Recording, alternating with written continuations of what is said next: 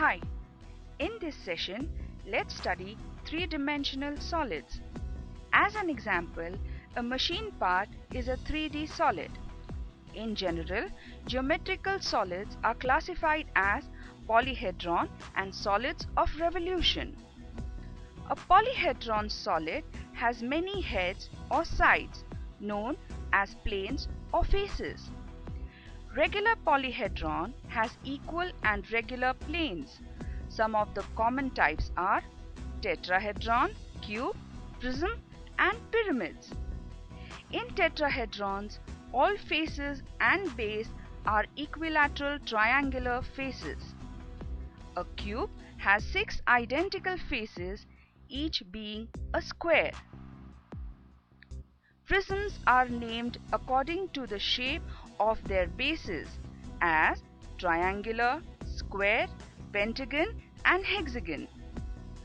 A pyramid is a polyhedron having many-sided planes, base at one end and a point or vertex at the other end. The base of the pyramid may be in different shapes. The other category is solids of revolution, which are generated by revolving 2D planar figures like a rectangle or right-angled triangle about its sides. Most common forms used in engineering drawings are cylinders and cones. A cylinder is a solid of revolution obtained when a rectangle is revolved about one of its sides. A cone is generated by revolution of a right-angled triangle having a circular base and a vertex. So, we have discussed the concept of solids. Now we'll see how the solids are projected with reference to the orientation of their axis. Different possibilities of the orientation of the axis include being perpendicular to one of the reference planes and inclined to the other, or being parallel or inclined to both the reference planes.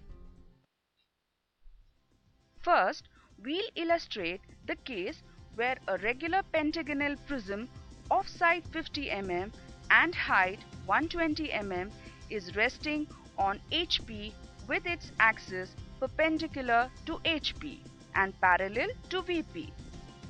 It has two faces A, B, C, D, E and P, Q, R, S, T. Here, its top view will appear as a regular pentagon on HP. Let's draw its projections. For this, first draw a horizontal reference line XY. Below the line XY, we'll draw top view, which is a pentagon with side 50 mm. Observe that top face A, B, C, D, E is visible and base P, Q, R, S, T hidden. The side EA makes an angle of 45 degrees with the line XY. Now, the vertices of the pentagon are joined to the midpoints of the opposite sides to obtain the center O of the prism.